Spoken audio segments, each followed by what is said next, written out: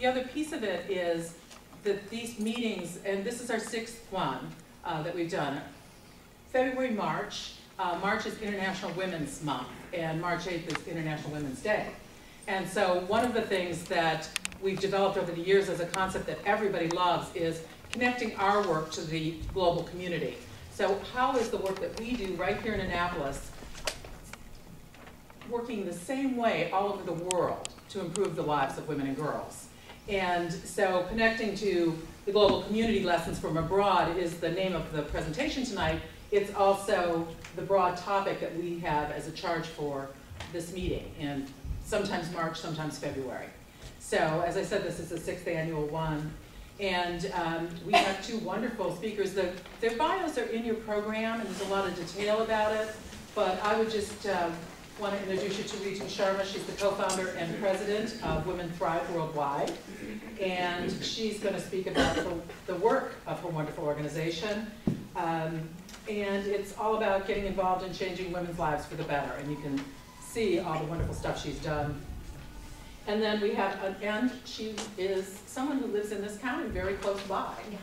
So there you go. This is a plus for us this year. And Susan Reimer, who is a distinguished moderator for the session, and she's a columnist for the Baltimore Sun, and lives in Annapolis as well. And she's done this for us before. She did it 2 years ago. Some of you might remember we did a similar kind of a session 2 years ago. One of the things I love from her bio was that she was one of the first full-time women sports writers in the country, which I think is terrific. And she's gotten all kinds of awards and for her great work. So the way we've set this up to go is that Susan, the journalist, is going to ask Ritu, the organizational leader, specific kinds of questions, and it'll be a real discussion.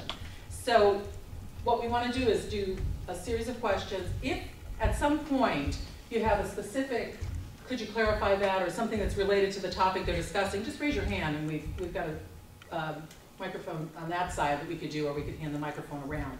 Then at the end of their discussion, the floor will be wide open. So think of all kinds of other things you want to ask, and we'll have plenty of time for that when the session's over. Okay? All right. Good, good.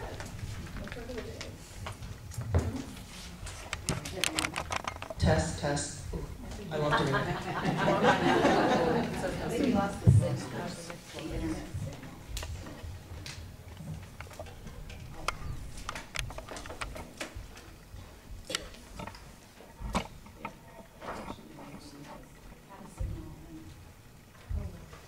While we wait to get hooked up back to the rest of the world, oh, we have no chance of that? You know what, I'm going to ask, I know it was a touch and go internet signal, and it looks like we've had it for a while and we lost it. So, unless somebody knows. I have a hotspot, would that help?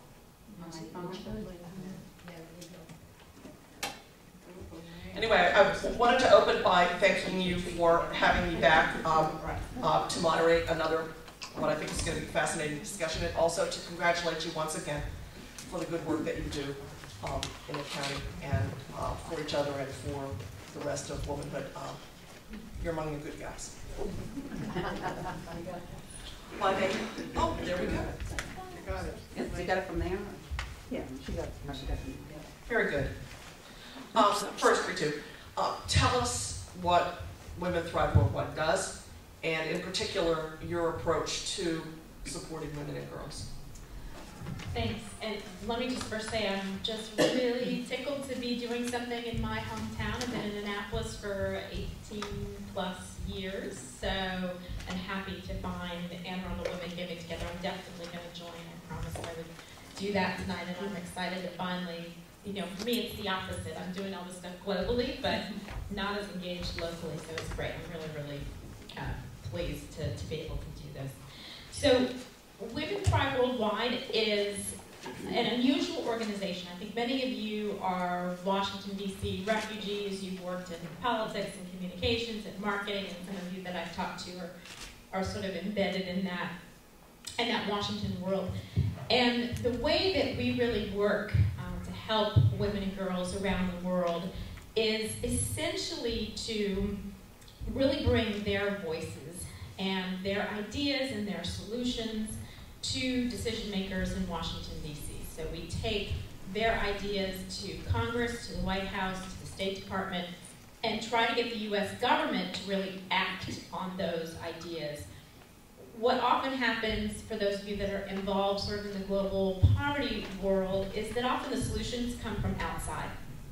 You know, if someone comes in to a community or to a village and says, you know, we think this is the solution to your problems, and often while those might be very well-meaning, they can really go awry. At best, they're not effective, but at worst, they can often do quite a bit of harm to women and girls if they don't really understand their culture, their context, their ideas. So a lot of what we do is talking to and meeting with women and girls organizations around the world at a very grassroots level.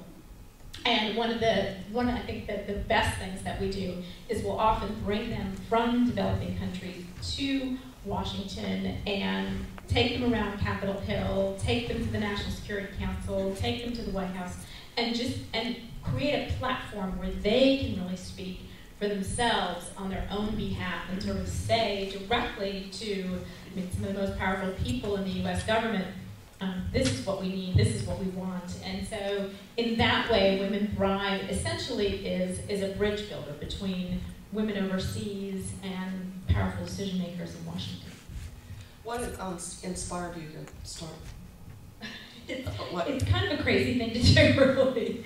So I think my parents are both from India, and I was very lucky to be born and raised in the United States. I mean, there's not a day that goes by that I'm not grateful for having been raised here. And it was a lot of violence in my parents' families on both sides. My father grew up in a very, very, very poor family, and I think just that awareness of where my parents came from and how lucky I am to be in the U.S. really, I wanted to do something to give back. I wanted to do something to help women and girls who are not as lucky as I am to have been essentially born and raised here. So it did lots of different things in Washington, and one of the things I ended up doing on a lark is I just managed to get a job doing some advocacy work and on international environmental issues. And I essentially was a junior lobbyist and walked around Capitol Hill and knocked on doors and talked about, you know, the international environmental issues. And I had no idea that you can actually make something happen. You know, that you can actually get these people to do some good things, you know, with good ideas. And that, you know, that really was kind of a huge awakening for me. And I decided that I wanted to take kind of that ability and, you know, the uniqueness of being an American. I mean, as Americans, we are really the people who have the ability to speak to our government, to tell it what to do, tell it what not to do, and to use that voice that only we have on behalf of women and girls around the world who really have no voice. They have no voice in their families, they have no voice in their community, and they have no voice, I mean, with their governments, let alone, you know, one of the most powerful countries in the world. So kind of put those ideas together, and with the group, I mean, everything good that happens with a group of women sitting around usually a kitchen table. Same story of the birth of our organization, and it really caught on fire fast, and we've been going strong ever since. So you were in Washington and you actually got them to do something. Do you think perhaps you slipped into an alternative universe? Did this really exist? And tell me some of your milestones over the last... So I will tell you, like, one of the very first things that we did in 1998, when Women Thrive was created, a couple months after we started, Hurricane Mitch hit Honduras. It hit the whole coast of Central America. And the Congress was talking about a big aid package, about almost $200 million of assistance to Honduras to rebuild and relief and all of that. And so one of the first things we did is we went up to Capitol Hill and said, well, are you going to get any of this money to the local women's organizations and in the Central American countries? And it was just like they hadn't even thought about it, you know? And what we really pointed out is that when a disaster hits, it really hits women hard. domestic violence goes up, rape goes up, child marriage goes up, all kinds of things happen. And women are often in need of the assistance, and they don't get it because they have to, in many ways, get it from women-focused organizations, right? And we know from the work that we've done around the world that it's really important that those local women's groups get some of the money. So we managed to get a provision in the legislation saying that some of these resources had to get to local women's organizations.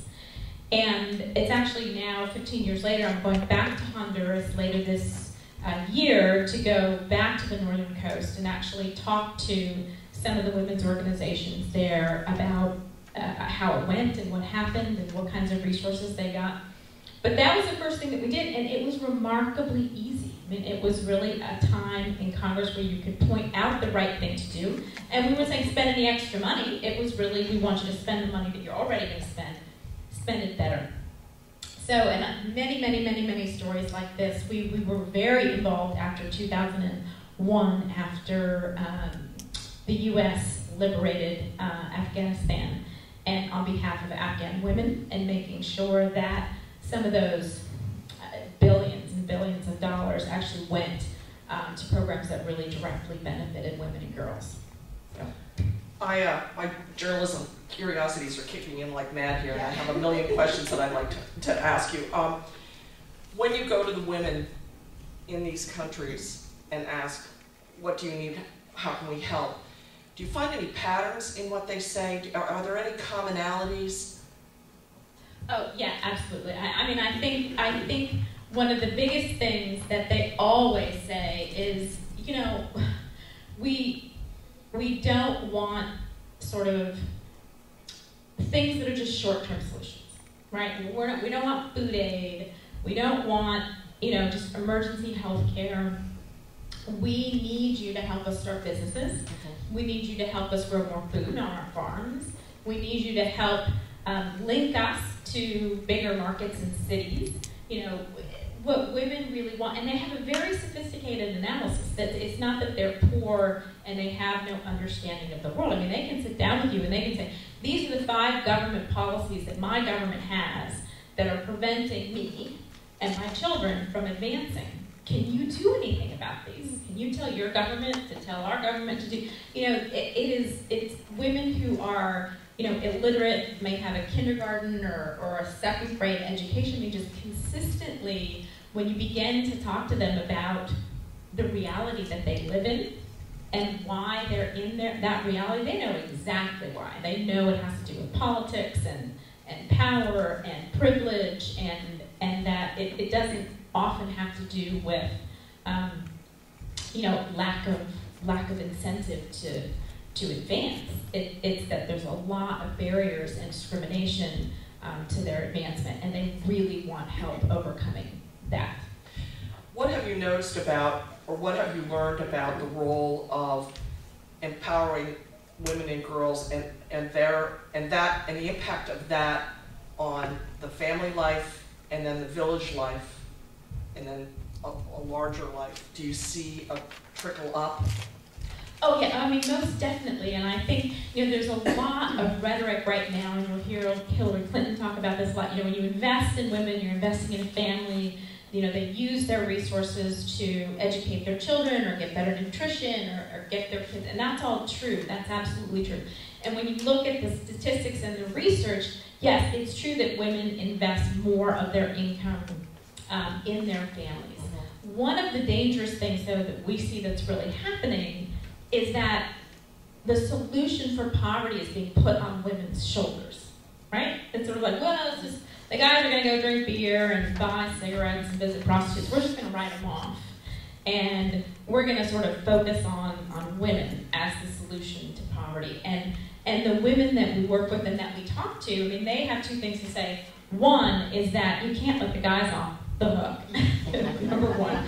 And number 2 is that I'm working 17 hours a day. I'm breaking my back already. So you come to us with these new opportunities for income generation or micro enterprise, but I can't do more. And run a household too. I Yeah. can't do more than I'm doing. And so, you really have to talk with them and figure out, well, what's the solution? And a lot of times the solution is, it's a family-based solution. It's a solution that's going to involve the husband, it's going to involve the sons, it's going to involve the fathers, the grandfathers. For example? So for example, there's been, I think people are probably familiar with micro-enterprise and microcredit, sort of small loans. And that's been very, very popular. It's been an amazing kind of movement to watch. But one of the pitfalls that often happens is that those programs will be targeted to women specifically, and because women have higher repayment rates than men. And when you go into a community and you only work with the women because they're a better, investment, return and risk and all of that, men are unemployed, and men who have guns at home and are unemployed, that's not a good recipe, for women. So and the women will tell you, you're not helping me by focusing on me and ignoring, the men in the community. It's really about how can you do something that's going to help. Women don't want to be left out, but they don't want men to be left out either. And I think that is just consistently one of the things that we hear, over and over and over again. So if you want to help women, often what we're saying is, well, take an approach that's looking at, how do you help the whole community? How do you help, everyone address their problems together? You recently, you spent some time in Sri Lanka living on $1 a day. I want to know how you did that. And then can I give you my checkbook and you can put me on a budget like that? How was that? How? Well, I've done it 4 times now. So Sri Lanka was the fourth time that I've done it. And it's really an amazing experience. And I'm lucky to be able to do it because we are able to find a family that's willing to have, and it's not just me, it ends up being a number of people, living there and shadowing them and doing what they do. And it is really a real privilege to be able to do that. And I'll tell you, it's really hard. I mean, it is, I'm hungry, I'm tired. I'm sleeping on a cement floor or a dirt floor, or,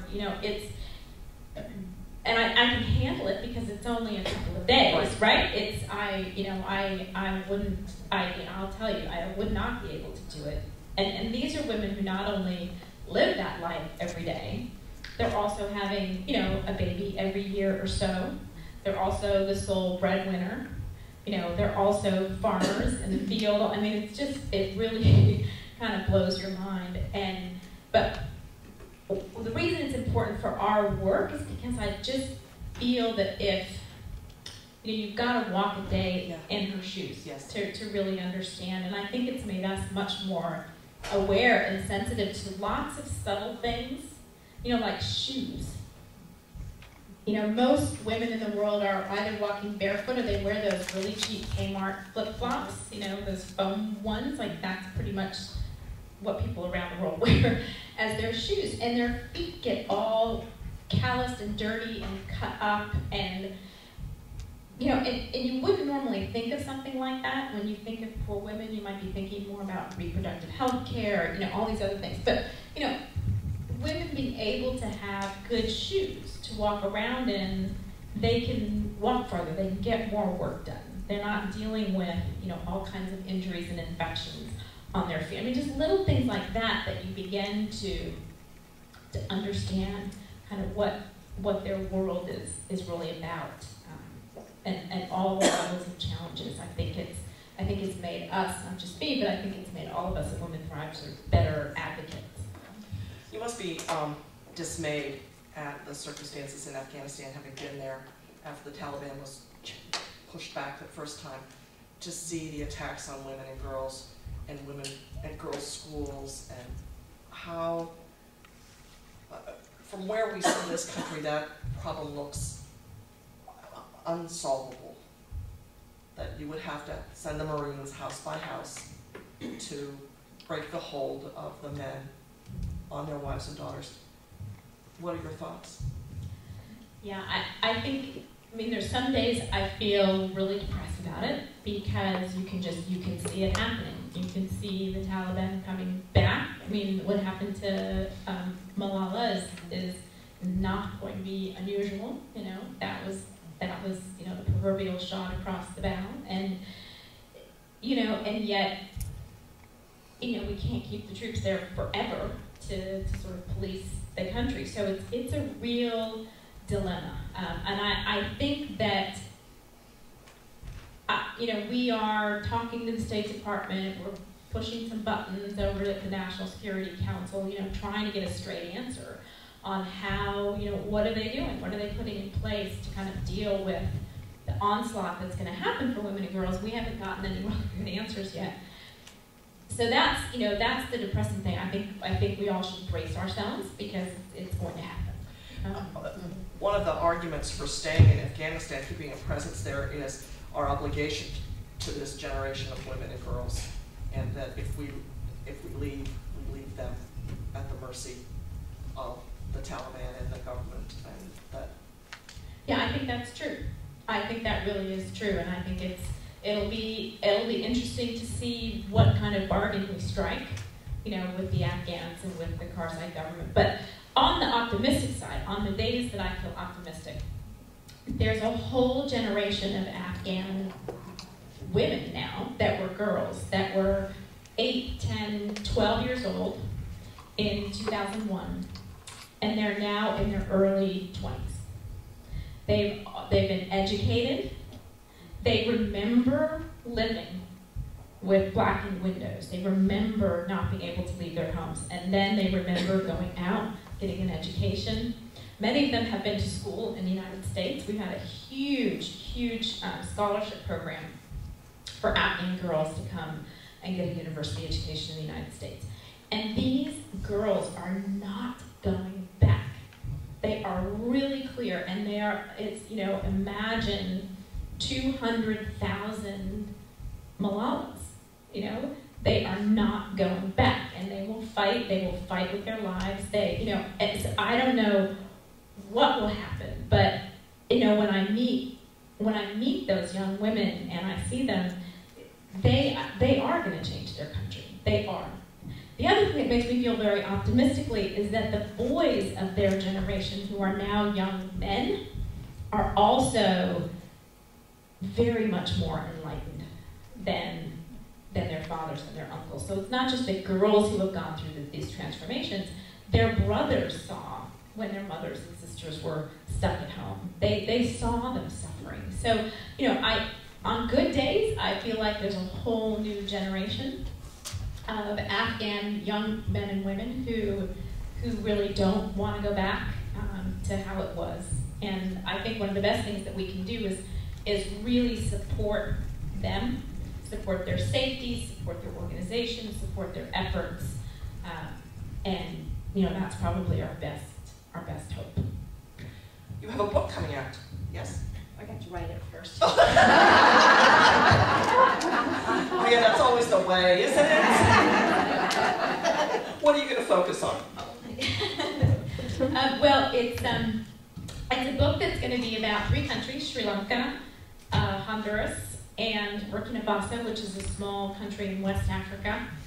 And it'll basically tell the story of some of the women leaders that we've worked with over the years, and how they really took on the U.S. government and their own governments in their countries, and how they transformed what happened in their countries in really, really amazing ways. And so my hope is to really inspire women in this country to get more involved. Part of that story is what we were able to do with lots and lots of American women from around the country speaking out to our government at the same time that these grassroots women leaders were pushing on either the U.S. embassy in their country or pushing on their own governments.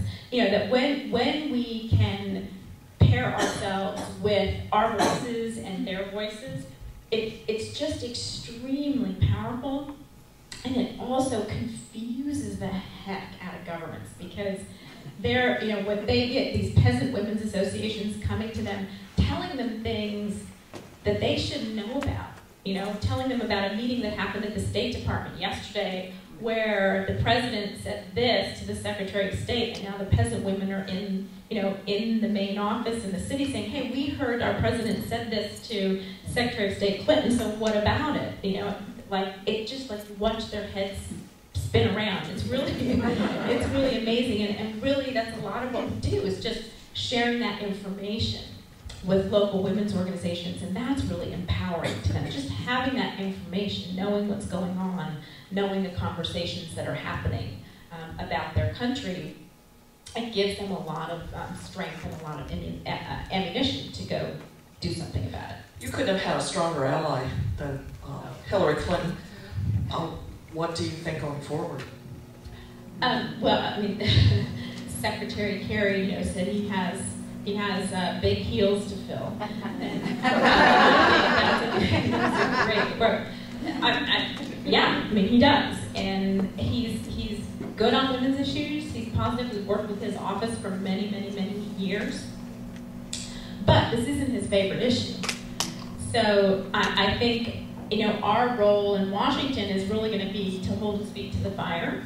You know, he's made personal commitments to Secretary Clinton. He's made public commitments on the record, you know, that he's going to keep doing all of these things. No, I think when push comes to shove, it's like, do you invest money in North Korea nuclear non-proliferation, or do you continue to invest in these Afghan women's programs? You know, that's the kind of stuff that we really keep our eyes on to make sure that, you know, all that money that Secretary Clinton started investing in these women's programs doesn't just kind of slowly evaporate and move over into something else. So, you know, we'll see. This is a totally nuts and bolts question, but when you're dealing with women in all these different countries, how do you manage language? How do you do it? So we have great people on staff who speak English, French, and Spanish, so that's easy, but we also just work with a lot of local translators.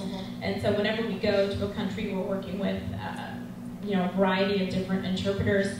And then a lot of it is finding people and nodes in a country of folks that are grassroots leaders, but they can speak enough English that we can communicate with them. And then they are our link to women in villages across the country. So we'll often work with them and send them, you know, some, hey, could you go talk with women in the villages and ask them this question? You know, what do they think about this or that? And then they'll go out there and they'll gather that information and feed it back to us. That's a lot of how we've made it work. I'm pretty sure the women in this group would love to pick your brain, but could you offer some advice, some encouragement, some thoughts about their mission and how they can be more effective? Well, I guess the most important thing that I would say is, you know, just keep believing in your mission. You know, if you have something that you're passionate about. I mean, I've talked to everyone here that I've had a chance to talk to before we started something, is leading something.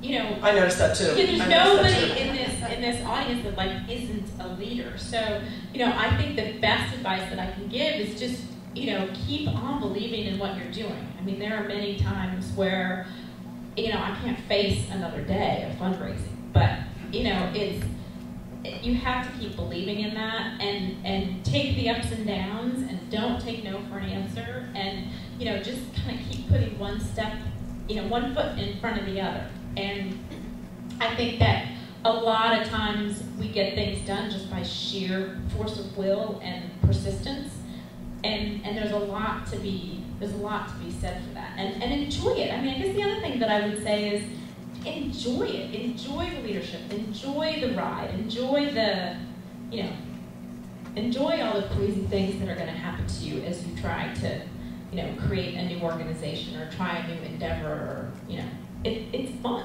So enjoy it. Advice, very good advice. Show up every day and have a good time. Ladies, questions? Yes. How do you decide where you're going to go in the world to focus on any given month or week or year? I'm going to repeat the question in case some other people couldn't hear it. How do you decide where to go and what project to tackle? Yeah, so we follow the money. That's generally a really easy answer. So I should explain, we don't take any U.S. government money. We are essentially a watchdog group. And so we look at where the U.S. is sending its big dollars, and we try to follow that and influence that and shape that. So there's some, other criteria, like there has to be women's organizations in those countries that would be interested in working with us. We're not going to sort of force ourselves on any women's movement in a country. So, and sort of a couple of other criteria, but when you sort of match all those up, it becomes pretty clear on where to go. So for example, we're just beginning to work in Haiti. Everybody else is leaving Haiti. We're starting to work in Haiti, and because everybody else is leaving. And one of the things is that our government has pledged about a little over $1 billion in aid to Haiti over 5 years, and we've only released about 20% of that money. And now, with all everything happening in Washington, that money is starting to kind of get pulled away. We want to make sure that it gets to Haiti, and even more importantly, that it gets to the local women's groups there that are doing just unbelievably important work, but haven't actually gotten any of that money. So a lot of it is, where's the opportunity to make a difference? Where's the money going? We would really like to be able to work in Egypt. Huge amounts of money going to Egypt. Not a lot of it actually reaching the women who are fighting a good fight right now. They got democracy, but they're losing their rights in the process. So, a lot of it is just, follow the money. We put our mouths where the money is. That's what we often say.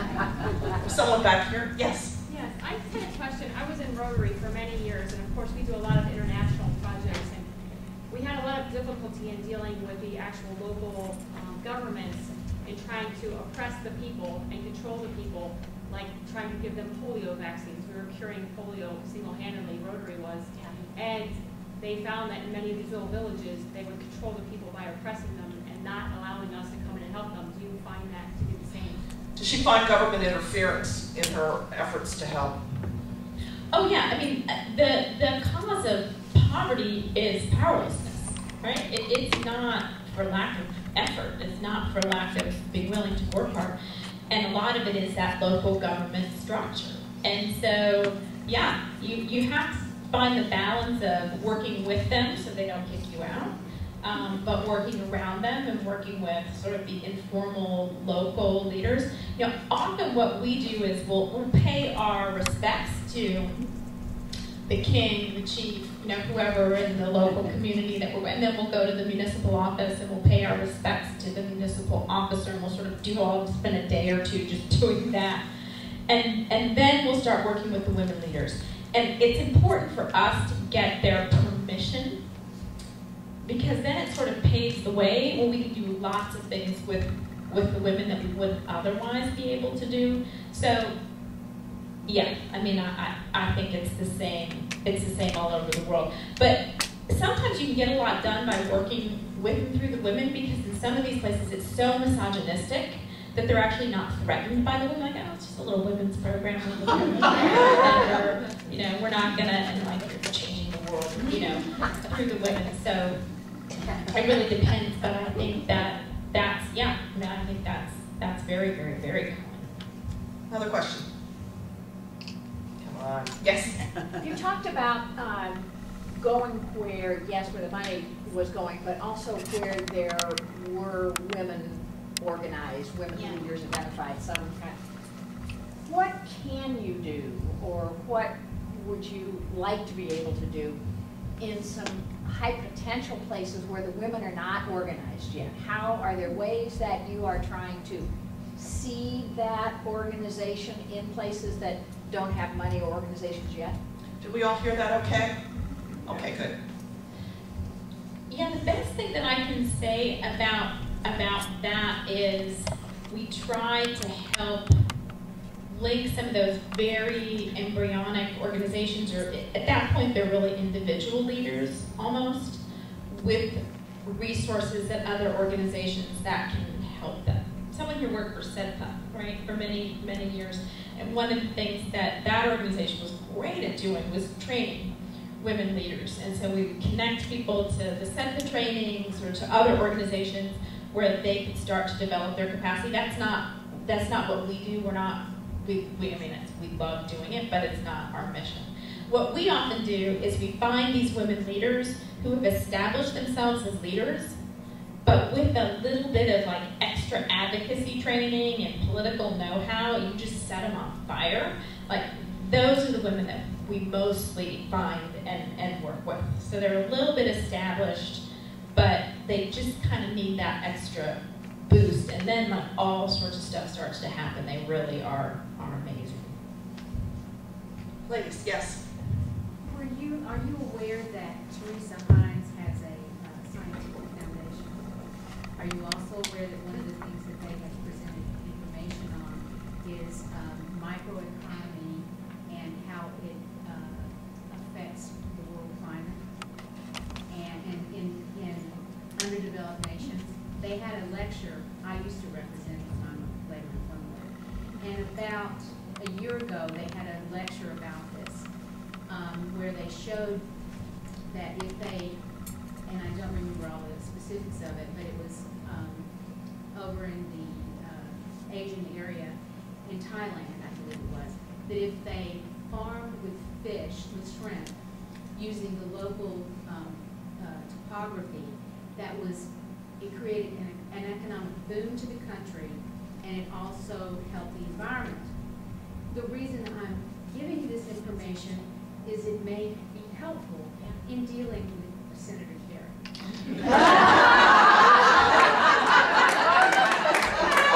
Very well. She has a very important influence on his life.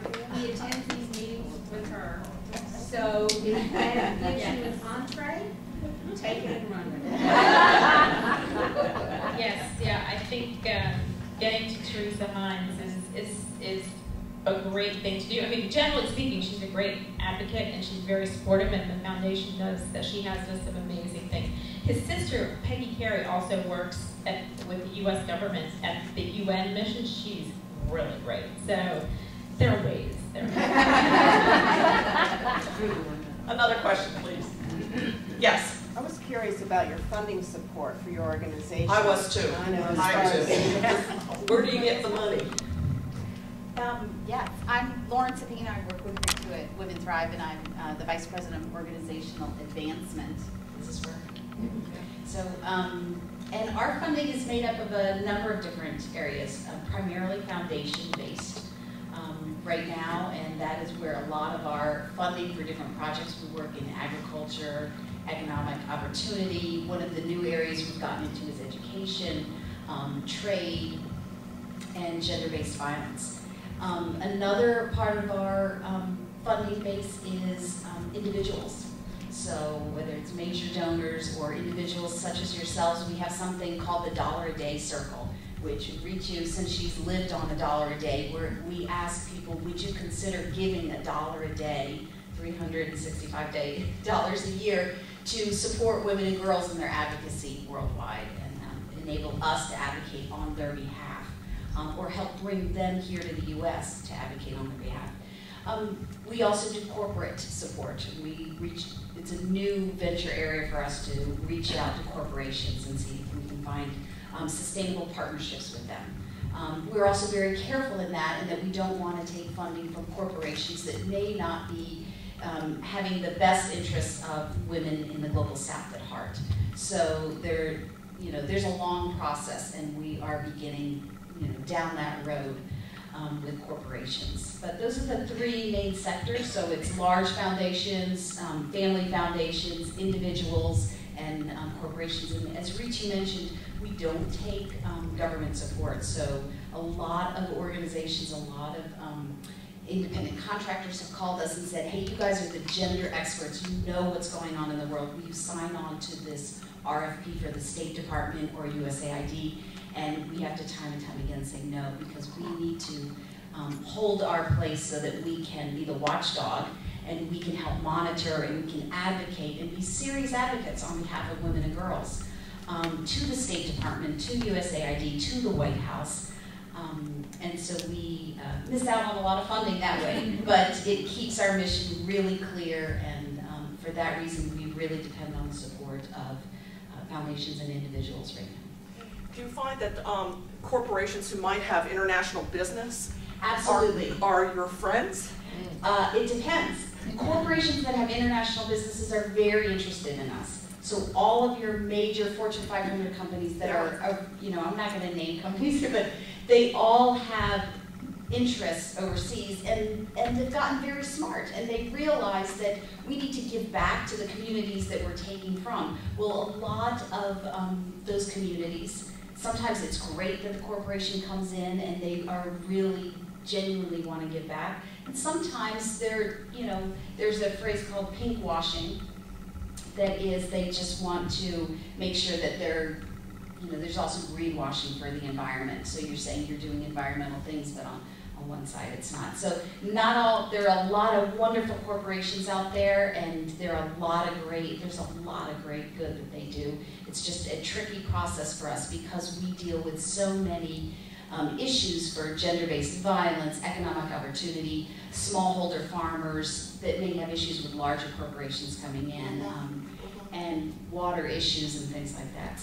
So we have just begun down that road, and it's a slow process for us, but one that we've made a lot of friends so far, and there are a lot of interesting projects out there that corporate foundations are doing as well. So, Ritu, my question for you is, do you think you could have done this work 30 years ago when there were not 20 women senators, when there was not a woman Secretary of State, when there was not a legitimate woman candidate for governor, for president, when there were not women CEOs in Fortune 500 countries?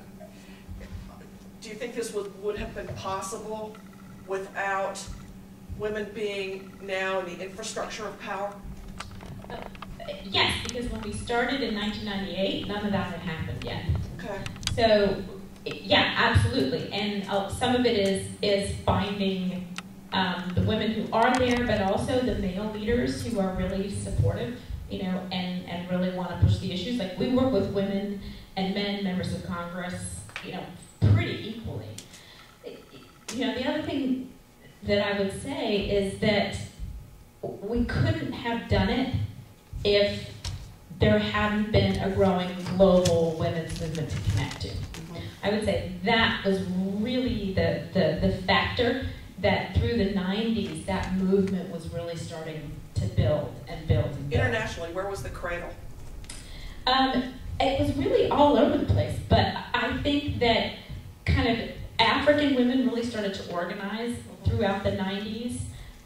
Women in the Soviet Union and the NIS, after the opening, they really started to organize. Women in Asia, women in India had been organizing for a long time, but not on a global stage. So through the 90s, a lot with the internet expanding, all of us getting email, that's what made it possible. So it's that sort of globalization of the movement and of information that really made it possible for us to start our work. I don't think we could have done it in the 80s, for example. It just wouldn't have worked. What's going to happen if we get a pope from a third world country? A pope from Africa or from Asia or from Latin America? I'm serious. What do you think that will? It'd be great, but I'm not a Catholic, so I defer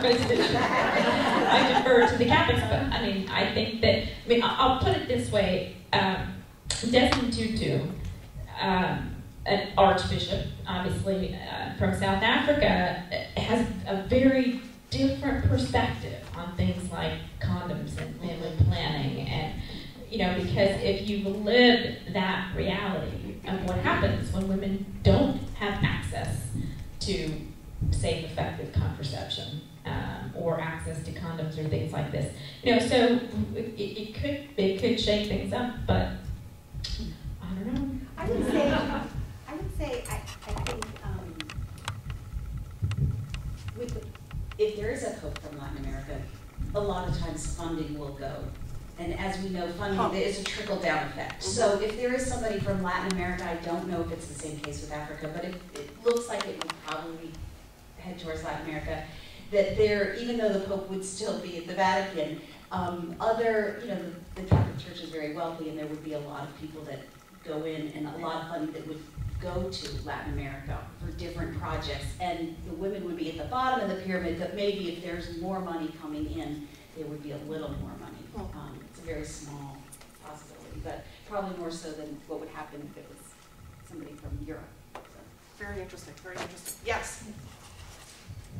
I just finished reading Bernard Lewis's book about the last century, and he mentioned the biggest development as far as he was concerned was the women's movement and how women were becoming more liberated everywhere. However, he did mention how in the Muslim world, first of all, I love the way he characterized that while we were a country with many religions, Muslimism is a religion with many countries. And I just wondered, how do you feel, what direction in general are women going in Muslim countries today? It's much better than you think it is, because the elements that we hear about are extreme. And there are Muslim women's movements that are gaining strength. And again, it's very similar to what I was saying about Afghanistan, that there's a younger generation that's more global, that's more moderate, that's more linked in, and throughout the Muslim world. Pakistan, may be an exception to that, but for the most part, I think we're going to see a lot of more moderate Islam come forward, but it's going to take about another 20 years till those kids that are now in their 20s really start getting into positions of power. And in a way, the extremism that we see now is a reaction to this moderate uprising. We don't see the moderate uprising. What we see is the reaction to it.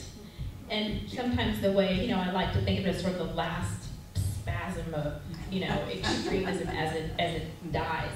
But, I feel very optimistic when I really think about this whole generation kind of coming up next. Doesn't look very good now, but I think in 20 years, it could be a much brighter picture. Well, doesn't economics have a huge place to play in that? Because you're 20-something men in these countries, if they don't find employment, if they don't find meaningful work, if they don't find any work at all, their idleness will combine with their frustration and produce the hopelessness from which all violence springs. Yeah, maybe, but it's also what produced the Arab Spring. It's that also brought us the democratic movements, across the Middle East. So, I think it can go either way, And again, the extremists may be much fewer in number. They do a lot more damage, and they get a lot more attention. You recruit 100 boys to Al-Qaeda, they can do a lot of damage. You recruit 100 boys to a democratic movement. You might not even notice them. You might not even notice them, but that it's very much there. So when you look at the streets of who was on the streets in Cairo, there's a lot of young men and women. Okay. Yes. I was just wondering what kind of impact the gridlock in Congress has had on your efforts there, and just and what kind of reception you get. I wouldn't think you would have a very receptive audience in the House for the kinds of initiatives you put forward. Yeah, I've never seen it this bad. I've been doing this for 22 years. I've never seen it, this bad. Where even an issue like violence against women, has become sort of a partisan issue, which is, unthinkable. So you can't get the violence against women act renewed. Stop it. For partisan reasons, So, it is extremely frustrating. But one of the things that Congress has to do, come hell or high water, is they have to pass the spending bills, they have to pass the budget, are very short-sighted, and it's very scary. Something else, yes. Do you all, back to the funding, do you all partner with any other women's groups like Women to Women International for either projects or for funding? And secondly, what can we do? I'm hearing a lot about advocacy, but what can we citizens do here in the U.S. to help your group? So we do partner with a number of other women's organizations like Women for Women International, not financially so much, but for information, for helping them take their voice to Capitol Hill, and things like that. So there's a lot of connectivity kind of in the women's movement space. We haven't been able to crack that nut of, how do we all get together and fundraise? That's always a tough one to do. But in terms of, what was your second question you asked about? What can we all do here? What can you all do here? So a number of different things. One of the most powerful things that we can do, which we already love to do, is to shop. And what I mean by that is, and some of these things will be in the book that I'm writing. So we control most of the economy, really, because we're the ones that are out there shopping. And whenever you go into a store, just using your voice to say, hey, do you have a sweatshop policy? If you get 1,000 women across the country talking to store managers, just asking, do you have a sweatshop policy? That goes up the corporate food chain really fast. And so just using that voice, or going into a jewelry store, I love doing this one. Do you sell blood diamonds? And they're like, oh my God, no, we don't, no, we have no blood on our diamonds. And you sort of explain, no, what that means is that, do you certify that the stones that you have don't come from, Congo and places in the world where there's a lot of conflict. Most people in Georgia have never heard of this, but you begin this process of educating, and again, because corporations are so highly tuned to consumer feedback, it actually is incredibly powerful. So I think that's one thing that you can do. It doesn't cost any money. It's really fun. It's not for everybody. The other thing that I think is important to do is that there's a number of international causes that you see out there. There's like Smile Train. You always see those ads and things like that. I would say for that, do some more research. Try to find out a little bit more about the causes that you're giving to, because what you really are looking for are organizations that are not only delivering, a service, water, they're actually working on that empowerment angle as well. They're not just giving people a well, but they're helping them, fight their local government to expand water services for the whole community. So, and there are a number of organizations out there that are not just delivering services, but they're also working with communities to empower them to get access to the things that they need. I'm not going to name names, but if you scratch under the surface on some of these websites, you can tell pretty quickly. So, I do think it's important to give money when there's disasters or, to some of these humanitarian organizations, but I would say, try to do it in a way where it's addressing both the immediate problem as well as the long-term solution. So, and there are websites.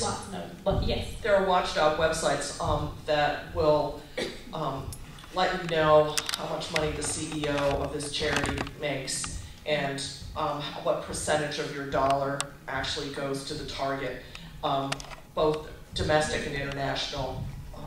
Yeah, what I would say is I would pay less attention to those things because it's all from running a nonprofit. I can twist the numbers any way I want in terms of how much of a dollar do I spend on admin and fundraising and how much goes for. So if an organization says we're spending 99 cents on every dollar to program, that's a poorly run organization because that means who's watching the money, who's doing the accountability, who's doing the monitoring and evaluation. A good organization needs that infrastructure to actually show and to maintain the excellence of its programs.